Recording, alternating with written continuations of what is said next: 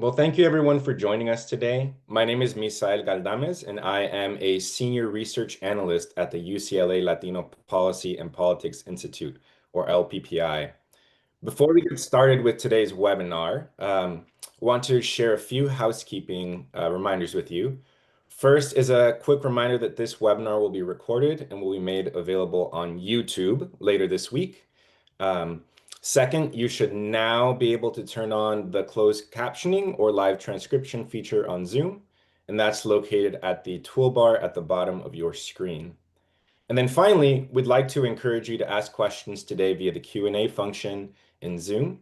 We'll be sharing those questions with the team during the Q&A portion of today's conversation, and we hope that this will be a lively discussion for all of us. So with that, we will begin. Again, thank you so much for joining us. If you're just joining us, my name is Misal Galdames, as I mentioned, and I'm a senior research analyst at the UCLA Latino Policy and Politics Institute. I oversee our research portfolio related to economic opportunity and mobility. For those not familiar with the Institute, LPPI was launched 7 years ago with the belief that there is no American agenda without a Latino agenda, and that every issue is a Latino issue, be it immigration, access to the ballot box, healthcare, or today's topic, how Latino communities are covered in the media, and what journalists and editorial teams can do today to improve coverage of Latino communities in the places where they live, work, and play. Today, we're proud to share our research findings on our report, Beyond the Byline, Strengthening Latino Representation in Newsrooms. This research was developed in partnership with the Arizona State University Center for Latinas and Latinos and American Political Research, or ASU Clapper. And our collaboration between UCLA and LPPI was born out of a shared understanding that the dearth of Latino stories was directly related to policy outcomes that did not center Latino communities. And so this new data brief builds on previous LPPI research that highlighted a lack of Latino voices in LA Times op-eds and editorials. Turning to our agenda for today, our co-authors, Dr. Francisco Pedraza, Associate Professor and Director of ASU Clapper, and Andrea Borbon, PhD candidate at ASU Clapper, will present our research findings. Then, we'll shift to a journalist panel discussion moderated by Pulitzer Prize-winning journalist Daniel Gonzalez, senior immigration reporter at the Arizona Republic. Daniel has spent decades covering immigration and Latino communities, and he brings depth and clarity to today's conversation on what's possible when Latino journalists are behind the byline. We are also honored to welcome a powerhouse panel of journalists whose work has shaped public discourse and uplifted community truth. Astrid Galvan, 2019 National Reporting Pulitzer Team finalist and current Texas editor at Axios. Julio Ricardo Varela, Emmy Award-winning journalist, nonprofit media leader, and founder of the Latino newsletter and Free Press. And Katia Mendoza, reporter at Arizona Public Media, whose award-winning work centers environmental justice and community-rooted storytelling across the Southwest. After our panel, we'll close with an audience Q&A, which will begin after the moderated discussion. Thank you again for joining us today, and we look forward to the important conversation. Francisco and Andrea, over to you. Terrific. Welcome, everyone. Delighted and extremely proud to be sharing a small section of a much larger research project that we have underway at ASU and the Center for Latinas and Latinos in American Politics Research. Our point of departure for this research is that we care about how news covers and portrays communities. And so for this report specifically, we wanted to focus and hone in on how much coverage Latinos receive in daily newspapers. There's about 1,200 across the country, and so we wanted to focus in on that particular segment of news production, how central to the story Latinos are in any given news article, and then walk away with some insight on what we can learn regarding how Latinos are portrayed in the news by comparing news articles that are authored by Latinos to those that are not. Now, one important note, since our aim here is to highlight a selection of key findings, I'll leave the nitty-gritty details of the methodology for Q&A. If there's any interest, we're also happy to engage offline.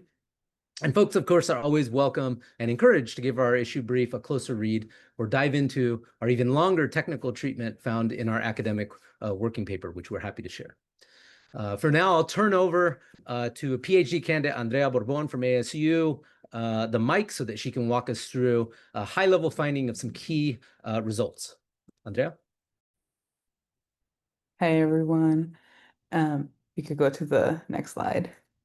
Okay, so starting our summary of key findings with coverage. So from the 1,200 or so daily newspaper operations in the US, they publish thousands of articles each day.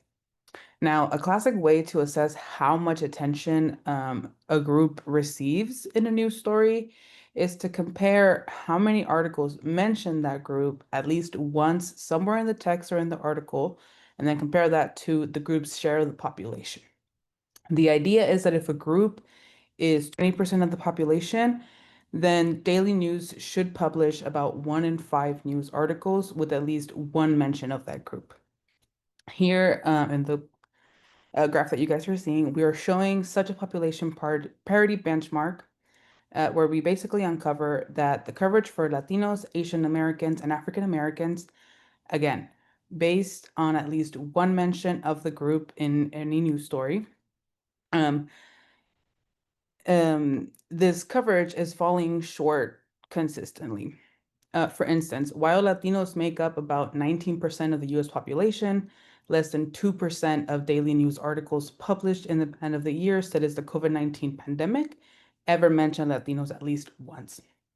Now, as I said, this pattern is kind of consistent across groups, but with Latinos, we see a very stark difference going from 19% to only 2% coverage.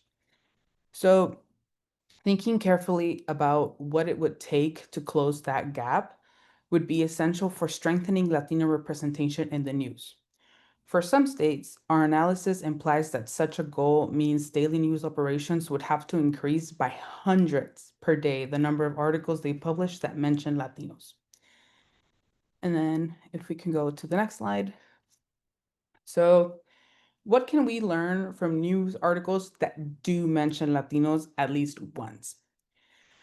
Here, we wanted to get at the idea that sometimes groups have main character energy in a news report. So we developed a way to measure how central a group is to a news story using two pieces of information. So first, for any given news article, we count the total number of words in the text of the article. And then we tag when the first mention of the group in the news article is. In this case, the first mention of the word Latino.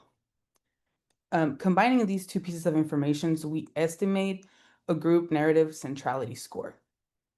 And the intuition here is that if Latinos are never mentioned in the news report, then they are invisible to that particular story. If they are mentioned in the last sentence, they made the cut, but they're not particularly important to that specific story. By contrast, the closer that they are first mentioned to the very start of the news report, then the more central Latinos are to that narrative. So using that approach, we scored more than half the articles that we combed through for Arizona, Nevada, and the US in general as centering Latinos before reaching the midpoint of the total number of words in the article. The authors of articles from daily newspapers in California, surprisingly, tend to insert for the first time the term Latino a bit later in their respective reports. Now, just to tease the conversation of recommendations that we might glean from our analysis, we want and hope our panelists and the audience to appreciate is that our measure of group narrative centrality is intuitive and applicable. Advocates can use this information as they craft strategies to move the needle on how much news writers can center Latinos in their reporting. And then we can go to the next. And then, so of course, what we shared with you about coverage and how central Latinos are in the narrative does not get at how Latinos are portrayed in a news story. To do that, our team read and scored a random sample of articles that mention Latinos at least once. tagging each with an impression of whether the journalist used language that presented Latinos in either a positive, neutral, or negative light. And while historical news coverage of Latinos is full of examples that use explicit and derogatory phrases and terms, by and large, most portrayals of Latinos in contemporary daily newspapers articles are positive. Yet, so we do see variation in the portrayal of Latinos in news from one jurisdiction to another. And importantly, we observe that Latino journalists depict Latinos more favorably than their non-Hispanic peers. And you can see that, I think, clearly with this graph. The red is authored by Latinos, and then the gray is authored by non-Latinos. And there's like a clear kind of visual that articles authored by Latinos tend to be more positive. And then if we can go to the next one. So finally, we drilled further into Latino authorship of news articles to invite reflection on who might answer the call to strengthen Latino representation in daily news. Remember, we just show you that when Latino journalists write the story, on average, Latinos tend to be more centered and portrayed more positively. However, Figure 3 reveals that the share of Latino-focused articles authored by Latinos also falls short of the Latino share of the population in all jurisdictions we sampled for this study. That is, when we move the goalpost of population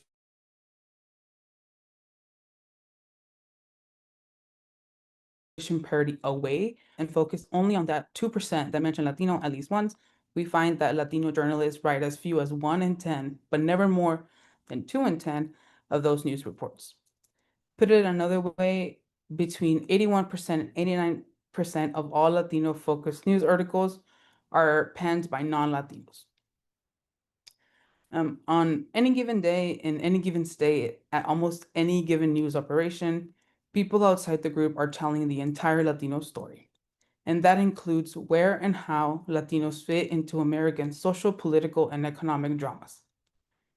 We conclude that Latino coverage and portrayal in daily newspapers is not FUBU, or for us, by us.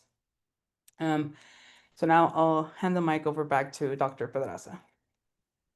I'll just leave you with this thought. Remember, this is just a selection of key findings. Again, you can read more about this in our brief. On behalf of our team at ASU Clapper, we thank our colleagues at UCLA LPPI, our esteemed moderator from the Arizona Republic, Daniel Gonzalez, and we look forward to hearing reactions and reflections from the VIP panelists. Thank you.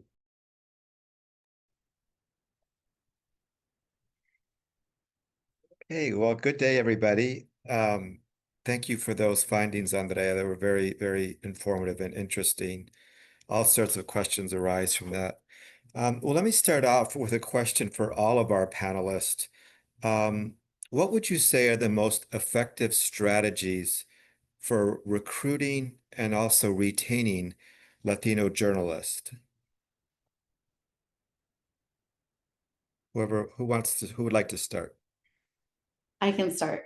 I think one thing is, to first of all acknowledge that they are very few in the newsroom and that their life experiences may be different than a lot of people's others' life experiences, and to use that to your advantage. But to be cautious about it. And I'll just give you some examples. I once worked with an editor when Jenny Rivera died many, many years ago. I don't know, I'm sure people know her, but they were like, can you write a story? And I'm like, no, like I don't, I know who she is, but I didn't listen to her. I just wasn't my jam back then, right?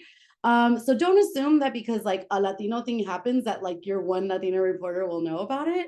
But do like get to know them and lean into their actual experiences. Like I come from an immigrant family, and so I have that context my whole life, and that really helped guide a lot of the immigration reporting that I did at the AP for many years. And I think my editors were really bright to sort of lean into that and tap into my expertise.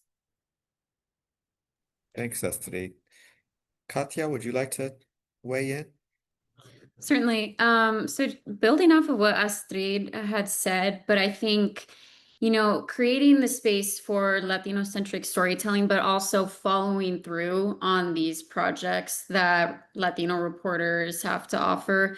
For example, I'm thinking about when I first applied to work at AZPM, like any other interview, what's your pitch? And so one of the stories that I had pitched was this story about baseball in the borderlands. And so being Latina, baseball is huge. And so I found these stories from, passed down through my dad's experiences and my family's experience from growing up in Nogales, Arizona, border town. And so I was able to do that story, this mini podcast series, which ended up connecting this story reached someone else in my organization who's from Douglas, because I had talked about Douglas baseball. And so I think, these stories we know are important, these oral histories. And so it falls on leadership in a newsroom, editors, to understand that these stories are worth investing time, reporters, and resources, because we are also documenting important histories. So Yeah, much. Yeah, so much. I Uh, was just gonna jump in, Daniel, Go just ahead, to go kind ahead. of add some other insights here. And it's an honor to be here with this great group. There's so many, the lack of editorial leadership to understand the bigger picture in American journalism, and I'm talking about American journalism outside of newsroom. I'm talking media, right? From like the podcast to the 4 hour, investigative reporting documentary. If we're underrepresented on the byline aspect, we're incredibly underrepresented on the leadership aspect. So I, as an editor, Astrid, I would know that you weren't into Jenny Rivera. I wouldn't assign you the story. You know what I'm saying? Like, let's just start there, right? Once you have editorial leaders who understand the cultural complexities and nuances of Latino communities in the United States and the complexities, the diaspora connection that we all have. I mean, let's just be honest about that. And those opportunities are few and far between, right?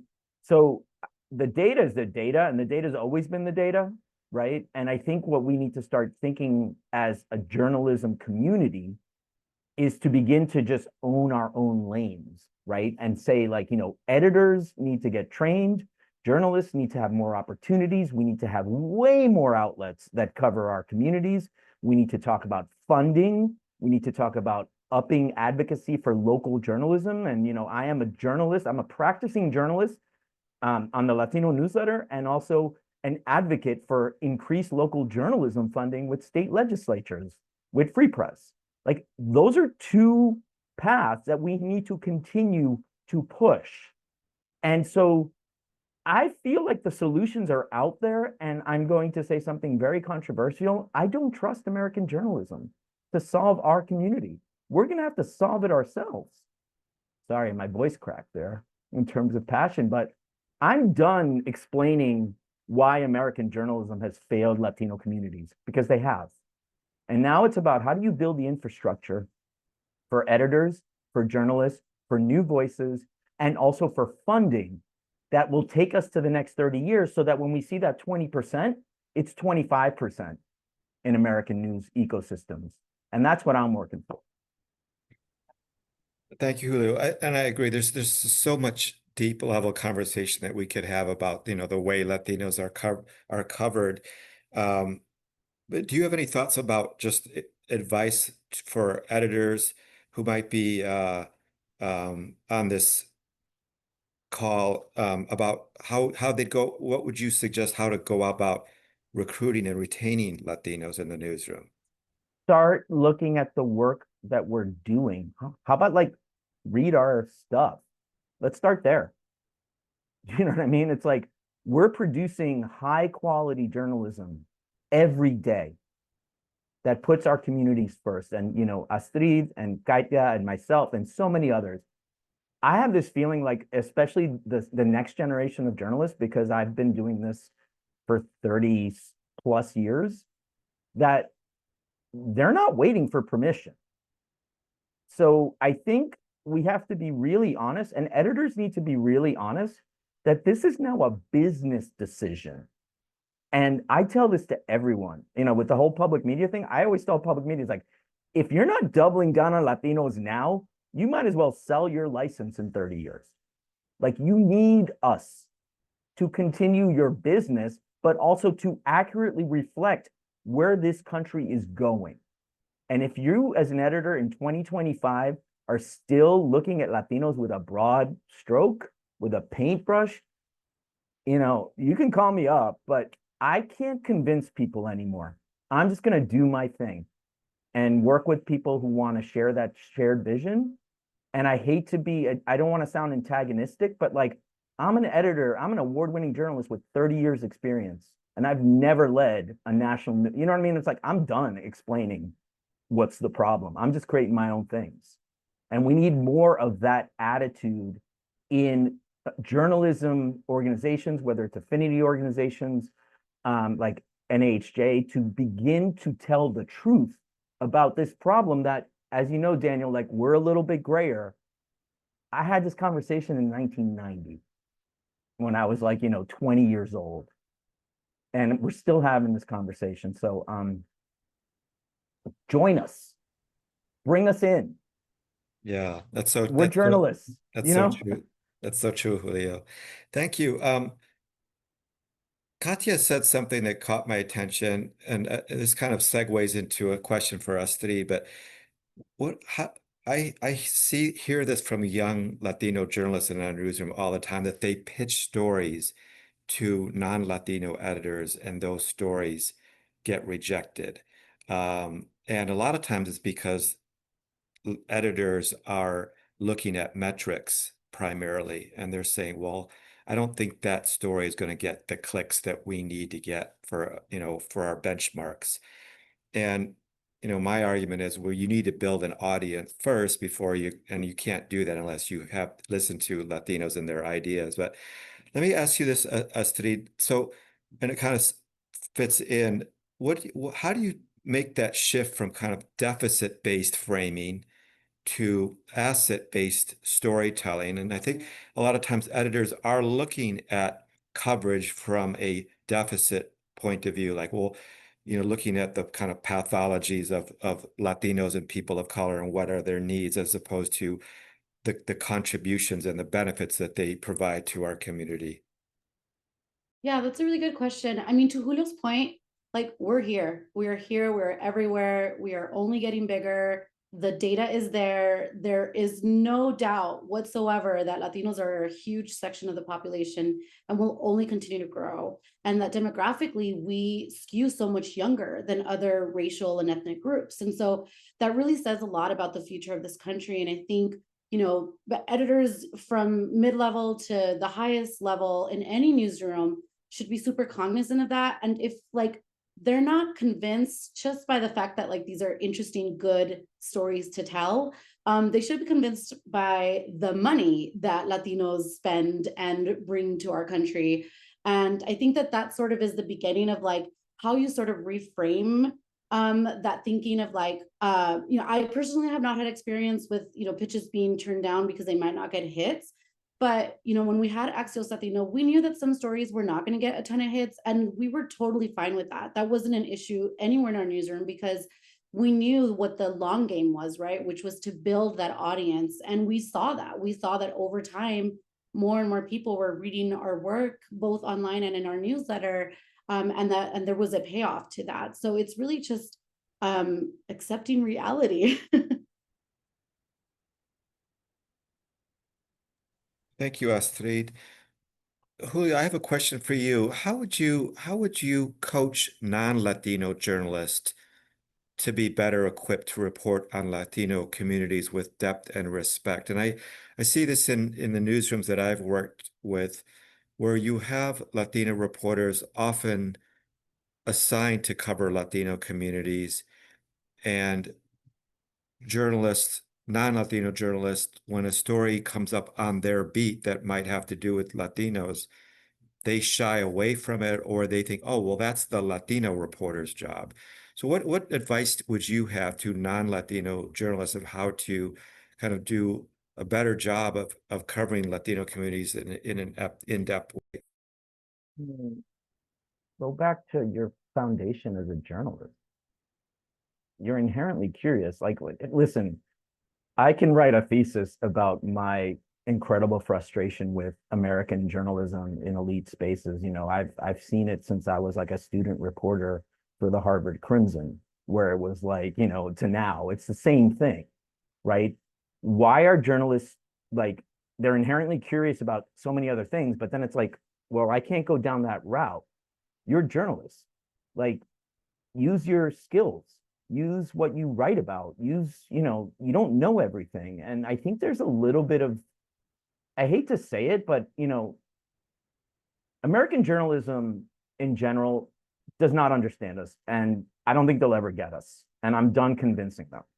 Okay. And so like, that's number one. And again, this is no disrespect for the craft, but at the same time, if you're not making that effort to be curious about us, then get out of the way, because there's so many of us who are doing this independently, who are doing this, you know, like on Instagram and doing a really good job and connecting with audience, and we're getting audience because they see us, they trust us, right? So I think in that capacity is like, be inherently curious and understand that whatever you think, put your personal biases aside, the numbers are the numbers. You know, when I was saying in 1990 that we would be 69 million people in, you know, in 1990, by 2030, people would be like, what are you talking about? It's 2025 and here we are. And every prediction that was made about who we are as a community is correct. But the problem is we have quote unquote power, right? But we lack media power. And if you don't have media power in the United States of America, you're still an invisibilized community. And there's a lot of competition, you know, so I also think, like, my last point, and I apologize, but even when you look at immigration coverage right now, I actually now feel a little bit sad that, you know, it's almost been like colonized by non-Latino journalists who do really good work. But I can count so many Daniel Gonzalez's in this world who've been doing it before anyone else was. And we need to be elevating that. We need to be amplifying that. We need to be connecting with each other. And we need to own our own destiny. Thank you for that, Julio. And I loved your comments about just the basics of journalism, which is to be curious and get to know all the different communities that you cover. Katya, so you specialize in writing about Latino communities, and I'm just wondering how do you go about proactively building those relationships that you cover and organizations before a story breaks, the groundwork that you do? I'm gonna pull from what Julio said, and just doing my job. I think it shouldn't be undervalued by immersing yourself in a community, taking the time, and it takes a lot of time to nurture your sources, build trust and build relationships. That takes months, that takes years, no matter what your beat is. And I really tried to do that. Go to the neighborhood that you're covering where something bad happened, spend time and talk to the people who are being affected. Go to the city council meetings that are severely underreported, that sort of thing. It takes time, but it's worth it. Yeah, I think that's great advice. And I think a lot of times, even just writing a lot of the little stories instead of waiting for some big story to come, but just going out there and writing those little stories that help you get to know people and communities and give you insights and help you understand who are, leaders in those communities. So thank you so much, Katya. Let go back to Astrid.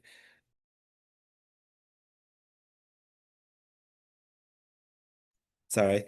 Given the research findings that Latino journalists more frequently cite Latino sources, how can all reporters, regardless of their background, better recognize and validate community-based expertise? Yeah, so one thing I tell everybody I work with is like, do just a little bit of homework. It's not that much.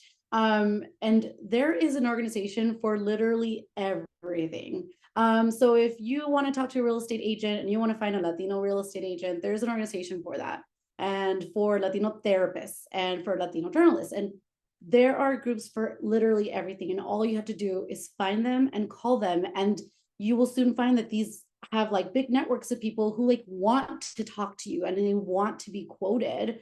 And they're not like hidden away under a rock. They're like easily found on Google or whatever search engine you might choose. But that's a really important place to start. It's just to understand that if there's an issue, there's a person who's an expert in it who is also Latino. And then another thing is like, maybe this is more of a what not to do, but I think it's really important for our non-Latino colleagues to like not always lean on the Latino colleagues for, finding sources. Like that's, it puts a lot of pressure on people who also already have a lot of things going on. So really it's just like, take that initiative to do your homework. Yeah, thank you for that, Astrid. Julio, I have a question for you. What do you think it looks like for editorial leadership, accountability when it comes to story selection and framing? And I see this also in my newsroom where I often try to dish off stories that I see in a community that I feel like, really other people in the newsroom should be covering. And a lot of times I'll get a response like, go for it. Like, I'm not doing that. And so then a lot of times I'll send them to the editors, and I always include a line like, I think this story would be interesting to our readers, including our very large, Latino population. Yeah. And I usually throw in a couple stats. So I'm just wondering, what recommendation do you have for kind of holding editorial leadership accountable for when it comes to like story selection and framing? I sympathize with that, Daniel, because if we still have to explain why we're here and what we've done in 2025, then we have a lot of work to do. Like that you like it gets me sad in the sense of, this is what I was trying to get to a little bit, and I kind of missed the point, and I just kind of want to bring it back, is that this notion that if you cover Latino communities, like you're a second-class journalist, right? And we're dealt with, and like I felt it since I was 20 years old in the Boston Globe. And I literally would go to the Boston Globe and be like, hi, you need a bilingual journalist like me, because eventually there might be Spanish-speaking Dominican baseball players on the Boston Red Sox. And people are like, what are you talking about? That was in 1990, right? And so like I'm constantly advocating for representation to the point that it almost like gets like I've made the assumption now as an editorial leader that I said, we're complex, we're here, you paint us with a broad brush, you don't cover us, you don't fund the countless Latino organizations that are doing the work daily in multiple languages, that are building the trust, whether it's on WhatsApp, whether it's on Instagram or YouTube. And like, you're going to blink and we're going to be the future and you're going to miss it. Okay. Like, let's just be really honest. And especially in a time when we're talking about media contraction, we're talking about the attacks on freedom of the press, we're talking about attacks on our community. Like, we are in this sort of like media, like just a sancocho that's like people are making, and we're going to create something new, right? And I really believe that those journalists that begin to look at the future and understand that we're complex, when I wrote for MSNBC last year, it's like, I want to eliminate the sentence, Latinos are not a monolith, from the American journalism lexicon. We have addressed that for the last 30 years. And now we're moving into, what the researchers said at the beginning, our issues are American issues. we're marrying into America, we're having babies with America. You know, it's like we're living a multicultural, multiracial, multi-ethnic society. And there's plenty of journalists who see that as a threat. And then there's plenty of journalists who see that as the future of American democracy. So when I try to frame this, I talk about the survival of a country. Like, who are we going to be? And if you are not bringing us in as American journalism companies, then you're going to lose the business game. And there will be other winners who have actually doubled and tripled down on Latino communities and news consumption, who will be the next outlets. I am 100% convinced that that's going to happen. And I'm done, like I said, I'm done being polite about it. And we have to keep fighting. We need to put our community first. And like I said before, it's like the only people that are going to save us as a community are ourselves. Thank you for that, Julio. Katya, I have a question for you. The recent cuts to public broadcasting, what's going to be the implication, particularly for Latino communities that rely on these outlets for local, bilingual, and culturally competent news? That is the billion-dollar question that people are asking, not only Latinos, but a lot of communities in rural America. I think we're going to be finding out in real time. You know, I'm thinking back to my time in grad school, and I learned how Latinos heavily rely on certain mediums to get their news, like Facebook, WhatsApp, and Spanish language radio. You know, going off of what Astrid had said earlier about how this population is here and we're growing. With this information that's already available and out there, and for newsrooms to kind of be faced with this question of how do we attract the next generation of donors, listeners, audience members, and engage with them so they choose us to get their news and not listen to the solutions that reporters who are from those communities are offering and providing to them. It's kind of baffling to me.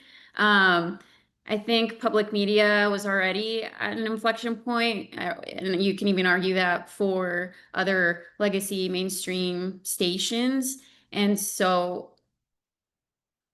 I don't know what's going to happen, but maybe this is an excellent opportunity for radio stations, TV stations, other outlets to assess what is going on right now and maybe listen to reporters, to the entry-level reporters who are on the ground and have solutions. Thank you for that, Katya. We're going to move into some questions from the audience. We have a couple questions for the researchers. And I'm going to start with a question for Professor Pedraza. The question is from the reader is, curious if there is work that examines the type and tenor of the coverage. For example, is the coverage primarily negative, which is a big issue with Black people in the news? And then the other question kind of related is, of the data you gave regarding coverage of minority groups, what narratives were portrayed? And I'm going to add just a little extra question there, is that I think we see this happening a lot now, and what goes through these cycles in the news coverage where there's Latino communities are so heavily covered right now as immigrants. And obviously there's so much news happening with immigration. Obviously, not all Latinos are immigrants. There are many Latinos in the United States whose roots go back centuries. And so if you could address those questions, Professor Pedraza, and then if there's anyone else who wants to weigh in. You bet. I'll keep it really short and sweet, starting with the first question. Yeah, there is quite a bit of literature actually that stretches back to the 60s and 70s, even 80s and 90s. And with respect to African Americans, the central insight is that it was problematic. There was a lot of portrayals of African Americans that really flattened the richness and the complexity of the community, not just in terms of the issues and challenges that they were facing, but how deeply those issues and challenges were really a part of the broader American fabric. It wasn't a Black problem, it was America's problem. And the other insight, right, is that a lot of invisibleness was happening with respect to African Americans in terms of really powerful advances. So the empowerment narrative, these folks have lots to contribute. Let's bring them to the table and see what we can do to address collective problems. Like that kind of angle and coverage, largely absent. And those things are depicted in the academic literature. Sadly, we still need updates in research, but what we see even today in the last 5 or 10 years sort of confirms and underscores some of those central insights from past research.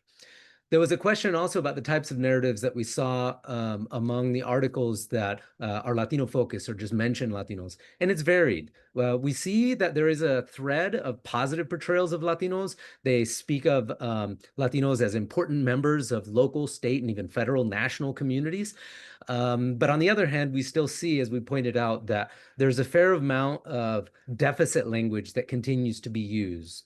Pictures Latinos as needy, perhaps even undeserving, problematic. Why do these people keep getting infected with pandemic diseases that were not of their making?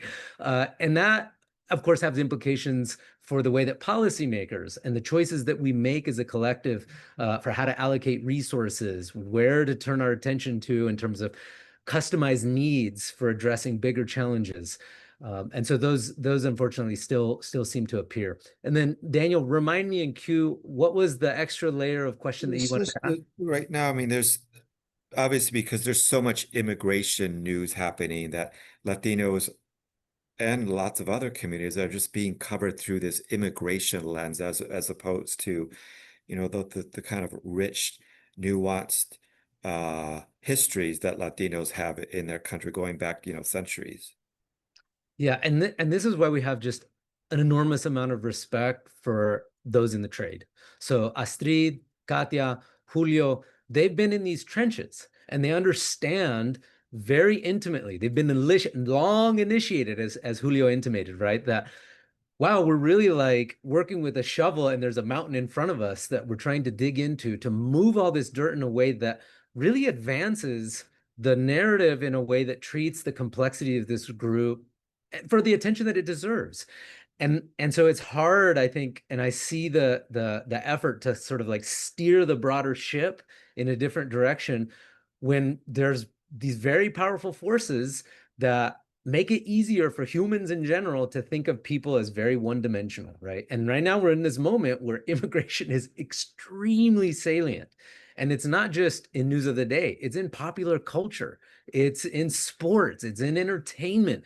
And so stepping into that mess and trying to steer the narrative in a direction is really tricky. And we've got to do, I think, exactly what Astrid, you mentioned, Daniel, you, Katia, and of course, Julio, is to begin building our own sandboxes. Begin building our own institutions that are systematic and then sort of begin to automate pressure so that it outlasts even us, right? So that it's stuff that we can hand the reins over and nobody's starting from scratch again. That's it. Thank you, Professor Pedraza. This is a question for all the panelists.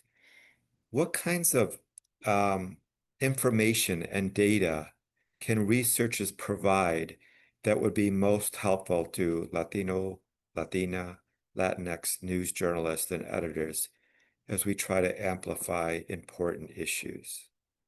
I'm going to jump in. I'm sorry, like because this is like the question I've been asked so many times, and I would lose the opportunity. Sorry, Astrid. I'll be very quick, and I could turn it over. We already know the problem. It's a representation problem. It's structural. You know, I have very little faith in mainstream American news companies, mostly corporate companies, to do it unless they want to make like millions of dollars and see the vision. They're not going to solve. We already know there's a representation issue. I think I always refer to Pew and their work about like language and how Latinos consume news. If anyone has not seen the latest Pew report, I think it came out last year. It's like how Hispanics get their news. Like we need to have more of that, because even within that, we as Latino journalists and news organizations, like, also one-dimensionalize our community, and there's underinvestments in, I would question, underinvestments in local journalism that speak to more of a bilingual, bicultural experience when everyone thinks, all we do is consume our news in Spanish. That is not true. I'm a Gen X kid of MTV. I did not grow up watching Univision unless I was at my abuela's house, and I never saw myself. And that's why I created Latino Rebels. And there's millions of us who live in these both worlds that, to be honest with you, it's been commoditized and marketized and memized, but there hasn't been a professional journalism approach to be like, how do we really address that sort of like middle of this sector that really consumes and lives in a Spanish English world? So those are mine. Sorry, Astrid, I know you want to jump in, but go ahead. No, it's okay. I just no, I appreciate you, Julio. Sort of two thoughts on that. One is there actually is so much data, except the problem is that people tend to wait for Hispanic Heritage Months to release their data. And so then you're inundated with so much stuff and you just can't get to it right if you're a Latino reporter. And it's so silly. There's a whole other 11 months of the year to release all the data that you've been working so hard to compile. Another thought is, in terms of like political and sort of quality of life polling, a lot of the stuff, Julio mentioned Pew, which is, I think, is the gold standard for polling and sort of research into pretty much every American community, but especially Latino communities, is to expand the sample size of Latino respondents and like make a true effort. I've gotten a lot of experience with polling over the last couple of years, and you see how little effort so many pollsters make to find Latinos. There's all sorts of methods to do that. And then they'll, do these amazing political polls, and they'll be like, oh, like 70% of Latinos said this, and then this, the sample's like 200. And you're like, well, 200 people in the entire United States of America is not representative of the Latino population.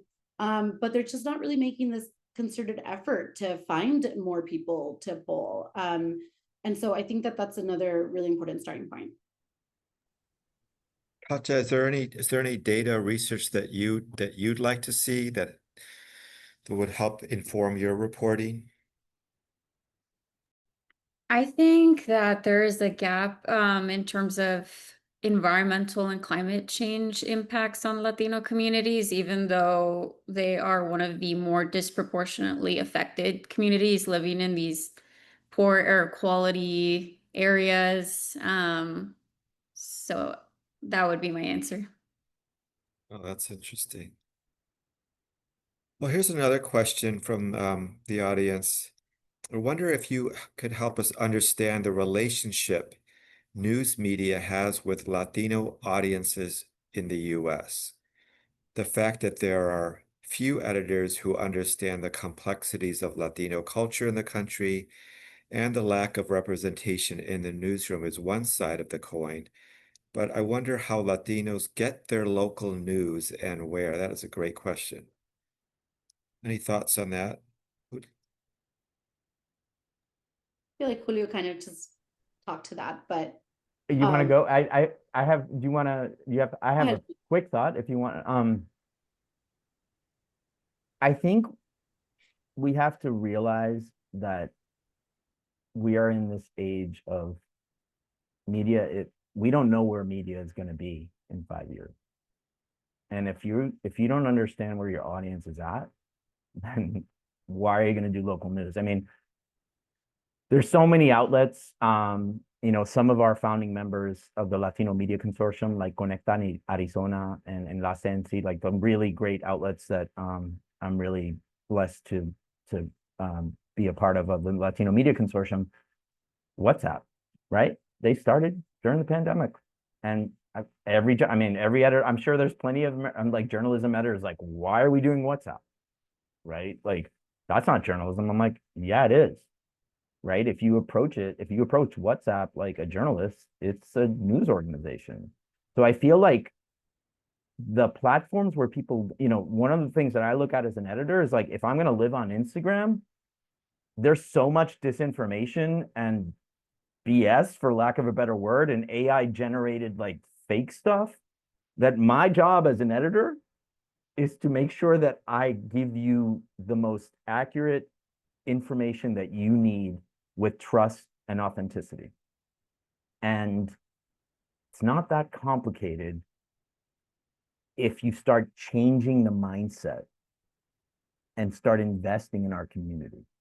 Because all the polling, all the data over the last 20, 30 years has said that, yeah, we consume news and we're actually avid news consumers. And mind you, we also love our social media, right? So there's so much there that I feel that sometimes people are looking for this magic answer of like, how do we save local news for Latinos? And it's like, fund us and trust us. We know our audience, and just follow. Like, I think we overthink too much, and maybe I'm just getting bitter and getting older in my life, but I just feel like I've really gone back to like what made me an editor in the first place, what made me a journalist in the first place. And it's that connection of like, you know, Astrid's bylines and Katya byline, like people trust you. And you cannot put a price on trust. In this day and age, we are becoming like the trust agents. And that's why I'm very hopeful about this. I take this data, which is excellent, and go, there's opportunity. So Yeah, I'm not passionate about this at all, Daniel, and I don't talk about it at all. So this is all new to me. yeah, that's such a great point. I sometimes attend events here in Phoenix. I just went to the Ivan Cornejo show, and it was mostly young people there, but it was sold out. And there are Latino, you know,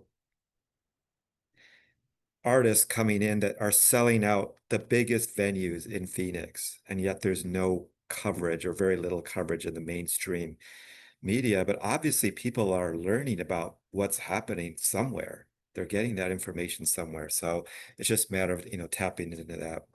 Does anybody else want to weigh in on that?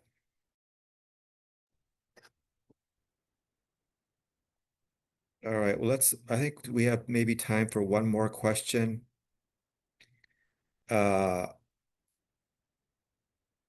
There's been some recent departure of well-known journalists such as Jorge Ramos to start their own communication channels. How can we talk a little bit about how, as a community, we can be supportive or elevating of these different journalistic platforms? Katya and Astrid, either of you want to weigh in on that?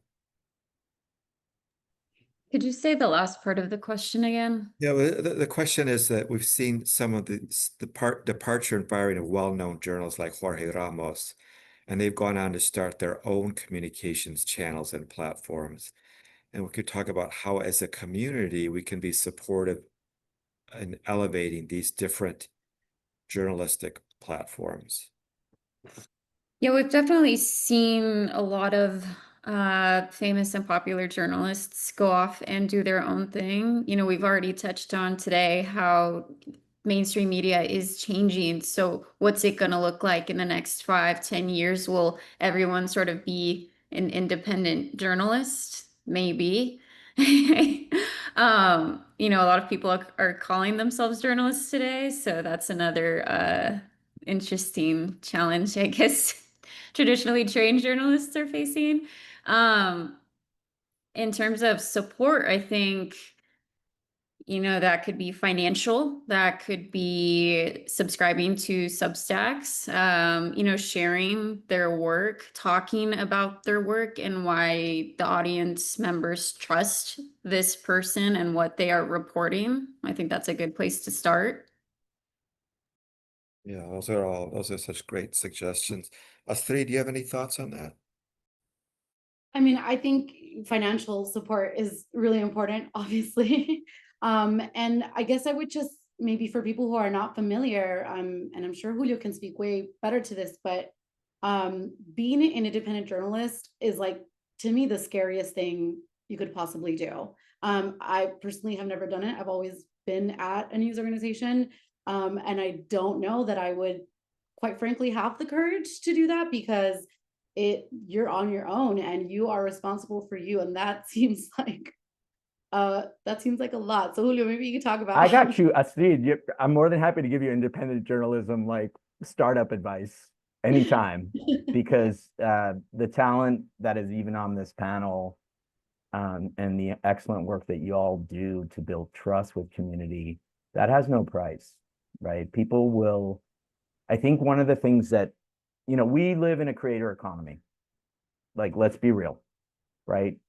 We are now going to become independent newsrooms. Like, journalists have tools around them where you can literally run a newsroom by yourself, whether it's a Substack.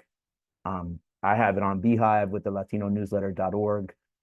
There's so many independent journalists. And what's happening now is that we're all talking to each other, right? And we're kind of kicking it back to community organizing a little bit and kind of going back to our roots to be like, that point about we can only save ourselves. So like, how do we support each other? How do we begin to say like, hey, underinvestment, like, yeah, whatever, American corporate media, you're never going to figure us out. So like, how do we begin to invest in ourselves, right? How do we begin to start challenging like that notion that we can't invest in ourselves?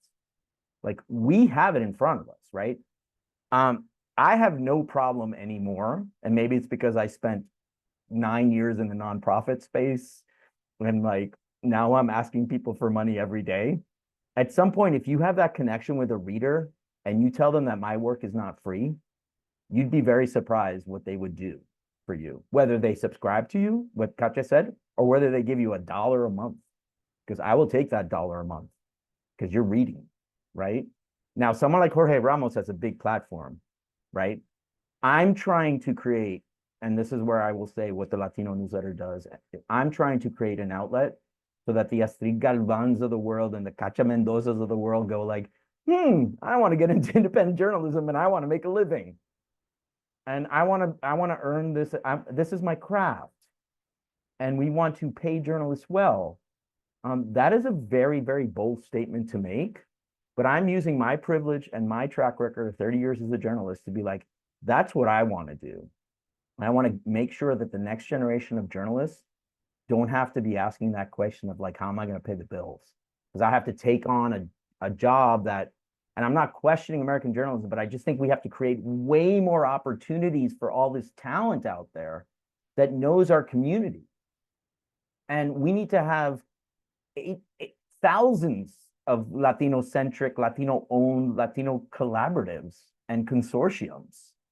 So the technology is there, and all we have to do is talk more to each other, compare notes, and know that, like, especially journalists, that we do a very good job, lamenting the state of the craft, but we also do a very good job uplifting it.